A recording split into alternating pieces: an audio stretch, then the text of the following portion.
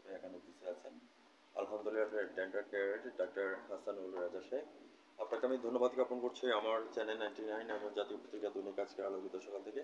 আমি সিলেট জেলার প্রতিনিধি এবং ভ্রাম্যমাণ রিপোর্টার হিসেবে আপনার সঙ্গে আছি। প্রথমত আমি আপনার কাছে জানতে চাচ্ছি আপনার এই সেবামূলক প্রতিষ্ঠানটি আজকে কত বছর হয়েছে সে কথাটা আপনি চ্যানেলে তুলে ধরবেন। আমি সাংবাদিক ফরাদ ভাই আপনার সঙ্গে আছি। ধন্যবাদ। আমাদের এই প্রতিষ্ঠানটি অ্যারাউন্ড 3 ইয়ার্স, 3 বছর ধরে আমরা রান করছি। হ্যাঁ, আপনাকে অশেষ ধন্যবাদ। তাহলে আমরা বলতে পারবো যে ডাক্তার হাসানুল রাজা was not built in a day. Hasanul রাজা কিন্তু একদিনে তৈরি হয় নাই, হাঁটিটি পা পা করে কিন্তু 3 বছর পার করে দিয়েছে। তো সেই সুবাদে আপনাকে আমি ধন্যবাদ জ্ঞাপন করছি এবং ওরাল অ্যান্ড ডেন্টাল সার্জন হিসাবে আপনাকে আমি ধন্যবাদ জ্ঞাপন করছি। তারা ধারাবাহিকতা রক্ষা করার জন্য আমি যাতে আছি দাঁতকে কীভাবে সুরক্ষা রাখলে আমরা দাঁতের রোগে থেকে আমরা নিষ্পাপে থাকতে পারি সেই কথাটা আপনার চ্যানেলে তুলে ধরবেন রেজা সাহেব। ধন্যবাদ।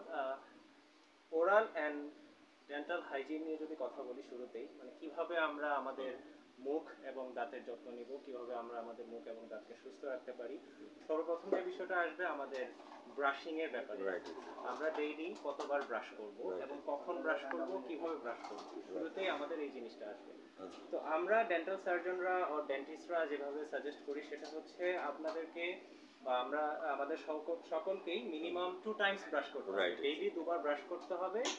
একবার হচ্ছে রাতে ঘুমাতে যাওয়ার আগে, আর আরেকবার হচ্ছে আমরা সকালে নাস্তা করার পর। আমাদের ছোটবেলা থেকে যে প্র্যাকটিসটা হয়ে আসছিল সেটা হচ্ছে আমাদের বাবা মা ঘুম থেকে ওঠার পর আমাদের হাতে ব্রাশটা তুলে দিয়েছেন।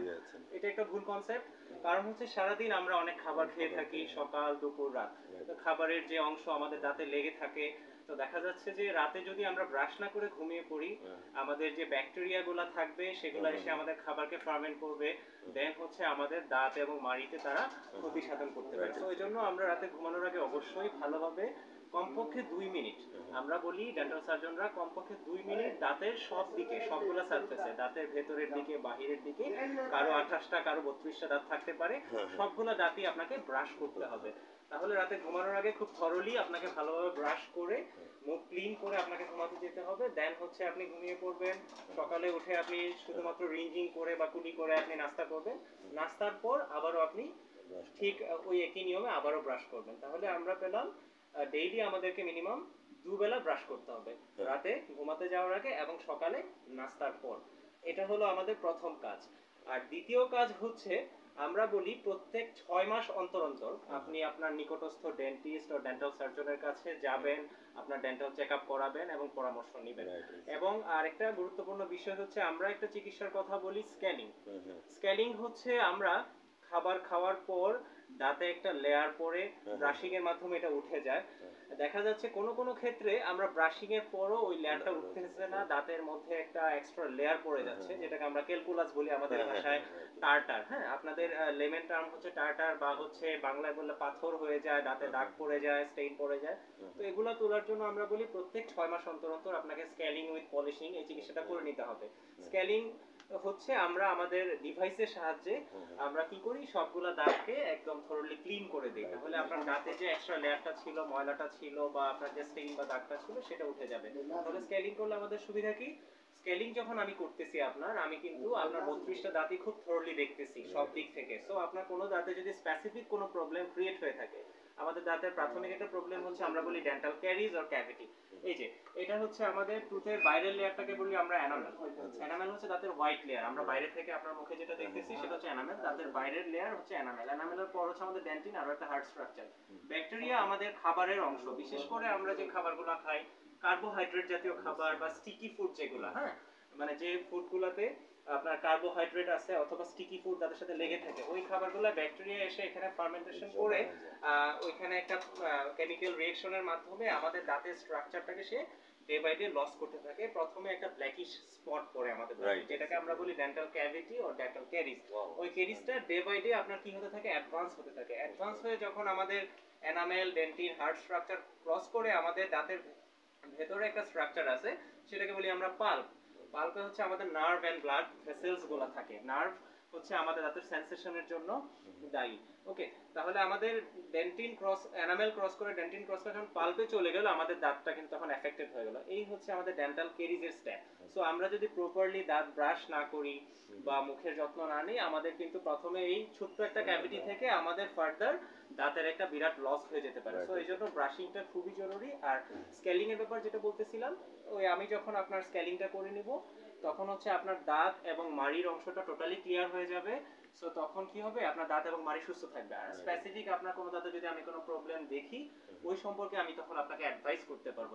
তখন আপনি ওই অনুযায়ী আমার কাছে বা আপনি আপনার সুবিধা অনুযায়ী ট্রিটমেন্টটা নিতে পারবেন। সো আপনি একটা বিরাট লসের হাত থেকে কিন্তু বেঁচে যাচ্ছেন শুরুতেই অ্যাডভাইসগুলো পাওয়ার মাধ্যমে। সো আমরা বলি 3 বেলা খাওয়ার পর খুব ভালো করে আপনার মুখ ক্লিয়ার রাখতে হবে কুলি করার মাধ্যমে। 3 বেলা খাওয়ার পর বা আমরা যাই খাই, বিশেষ করে যে কার্বোহাইড্রেট জাতীয় খাবার বা স্টিকি ফুড, ধরেন আমরা পাউরুটি খাচ্ছি, বিস্কিট খাচ্ছি, চকলেট খাচ্ছি, আইসক্রিম খাচ্ছি, এই জাতীয় খাবার খাওয়ার পর অবশ্যই ভালোভাবে আমার মুখ ক্লিন রাখতে হবে। যদি পসিবল হয় দাঁতে আমরা ব্রাশ করে নিব। অনেক সময় বাইরে থাকলে আমরা করতে পারতেছি না, বাসায় এসে আমরা ব্রাশ করে নিব, দাঁতটা ক্লিয়ার রেখে ফেলবো। সো এভাবে যদি আমরা করতে পারি, দুবেলা দাঁত ব্রাশ এবং খাওয়ার পর ভালোভাবে কুলি করি, এবং প্রত্যেক 6 মাস অন্তর অন্তর যদি আমি আমার নিকটস্থ ডেন্টাল সার্জনের কাছে গিয়ে চেক আপ করিয়ে নিতে পারি, স্ক্যানিং পলিশিংটা করিয়ে নিতে পারি, সো আমি দাঁতের কোনো বড় ধরনের রোগ থেকে বা আমার মুখের যে ক্যাভিটি বা মুখগহ্বরের বড় ধরনের কোনো রোগ থেকে কিন্তু আমি বেঁচে যেতে পারি আল্লাহর রহমতে। ধন্যবাদ আপনাকে। ডক্টর রাজা সাহেব, আমি আপনার কাছ থেকে জানতে চাচ্ছি, আমরা 2021-41 ডিজিটাল বাংলাদেশ পড়েছি, 2021 থেকে 30 সাল হচ্ছে স্মার্ট বাংলাদেশ। এখন আমরা এসডিজি গোলের লক্ষ্যমাত্রার মধ্যে পৌঁছেছি, সাস্টেনেবল ডেভেলপমেন্ট গোল। এই সাস্টেনেবল ডেভেলপমেন্ট গোলের মধ্যে বলা হয়েছে কিছু প্রতারক এবং ধান্দাবাজ কিছু ডেন্টিস্ট থাকে যাদের কোনো বিডিএস কোর্স নাই, যাদের কোনো এক্সপিরিয়েন্স নাই, মানে এমনকি দেখা যাচ্ছে যে আপনাদের নাম বিক্রি করেও চলে, রাইট? তো সেই ক্ষেত্রে কি করা উচিত, এই কথাটা আপনি তুলে ধরবেন। আমি আমার লেভেল থেকে তো কোনো ডিসিশন নিতে পারবো না। সেই ক্ষেত্রে Bangladesh medical and dental council, যারা হচ্ছেন আমাদের এমবিবিএস ডক্টর এবং আমরা যারা বিডিএস ডক্টর আছি, আমাদেরকে রেজিস্ট্রেশন নাম্বার দিয়ে থাকেন এবং ওই রেজিস্ট্রেশন নাম্বারের উপর বেস করেই কিন্তু আমরা আমাদের প্র্যাকটিসটা করতে পারি। So Bangladesh medical and dental council কর্তৃক যদি আমরা রেজিস্টার্ড না হই, আমরা কিন্তু কোনো চিকিৎসা সেবা দিতে পারবো না, সেটা এমবিবিএস ডক্টর হোক আর বিডিএস ডক্টর হোক।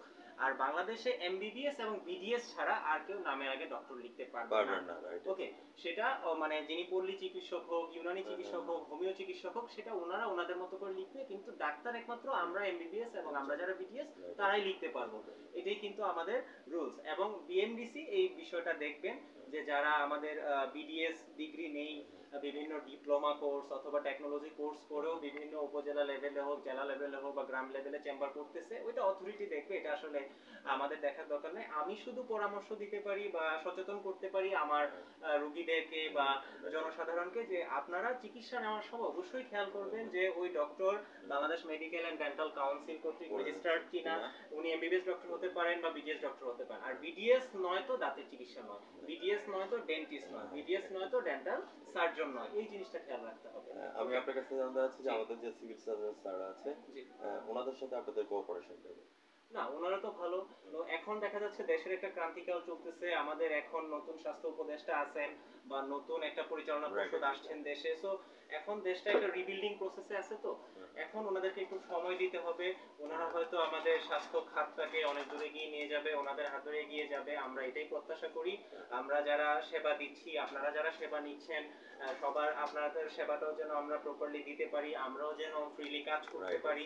সো এই স্কোপটা আমাদেরকে ওনারা ক্রিয়েট করে দিবেন বা এই পরিবেশটা তৈরি করে দিবেন। ভিউয়ার্স, আর দেরি নয়, আপনারা সবাই যারা চ্যানেলের সামনে আছেন, আলহামদুলিল্লাহ ডেন্টাল কেয়ারে চলে আসবেন। এখানে আমাদের স্বনামধন্য ডক্টর হাসানুল রেজা সাহেব আছেন, আমাদের 41/B stadium market visible body নিচতলা, সিলেট। আপনারা আমাদের জন্য চলে আসবেন দাঁত সেবা নেওয়ার জন্য। আজ রাত 9:15 আমাদের চ্যানেল নামে থাকেন এবং জাতীয় পত্রিকা দৈনিক আছে আলোকিত সভা থেকে আমার সাংবাদিক ফরাদ ভাই বিদায় রেখে যাচ্ছি। রাজা সাহেব ভালো থাকেন, সুস্থ থাকেন, ধন্যবাদ। থ্যাংক ইউ আপনাদেরকেও।